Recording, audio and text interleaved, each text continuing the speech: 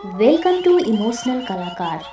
आज की कहानी में आगे बढ़ने से पहले अगर आपने हमारा चैनल सब्सक्राइब नहीं किया है तो अभी कर लें। तो चलिए बढ़ते हैं आज की कहानी की ओर।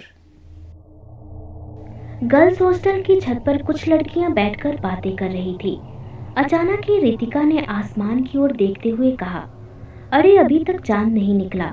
उसकी बात सुनकर नेहा बोली, तुम्हें पता नहीं, आज अमावस की रात है, चांद कहाँ से आएगा। अमावस्या का नाम सुनकर रितिका बोली, चलो नीचे चलते हैं, इतनी देर तक बाहर रहना ठीक नहीं है। उसकी बात सुनकर नेहा और दूसरी लड़कियां एक दूसरे को देखकर हंसने लगी।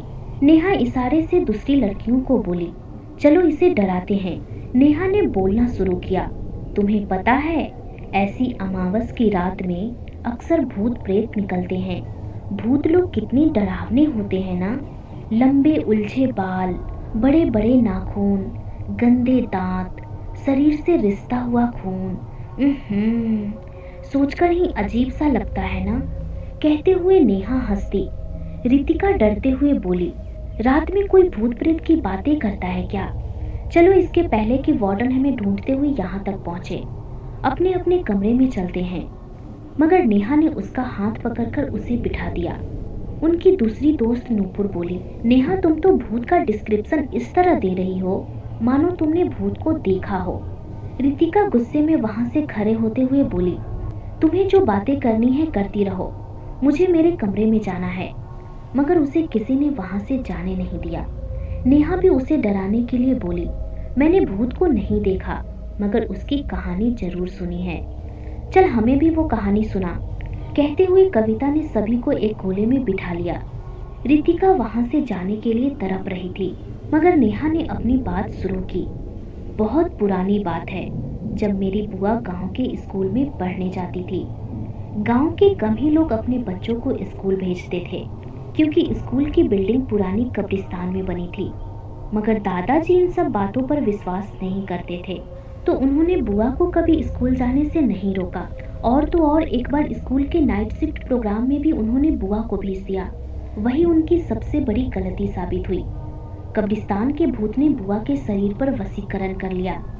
अब बुआ वही सब करती जो वो भूत चाहता था। घर में सभी लोग बहुत परेशान हो गए थे। दादाजी जब उनको एक तांत्रिक के पास ले गए तो ऐसे ही अमावस्या की रात थी। नेहा की बातें सुनकर सभी लोगों को डर लग रहा था। रितिका दोबारा वहां से उठकर जाने लगी। कविता ने उसे रोकने की कोशिश की तो उसने उसके हाथ को झटके से दूर कर दिया और कहा, मुझे जरूरी काम है, मुझे जाना ही होगा। इस पर रितिका की आवाज कुछ बदली हुई थी मगर रितिका की बात को अनसुना कर नेहा उसका रास्ता रोककर दरवाजे के पास खड़ी हो गई और अपनी कहानी सुनाना शुरू रखा। जैसे जैसे तांत्रिक ने उन पर अपनी तांत्रिक क्रियाएं शुरू की, वो भूत मेरी बुआ का शरीर छोड़कर बाहर आ गया। सभी लोग उसे देखकर डर गए। वही बिखरे बाल, लंबे नाखून, हाथ पैरों से रिश्ता हुआ खून। उसने बताया कि वो बुआ की बलि लेने के लिए उनके शरीर में आया था और वो उन्हें ले जाकर ही मानेगा। उसकी बात सुनकर रितिका जोरों से बोली, सब झूठ, सब बकवास, ऐसा कुछ भी नहीं होता।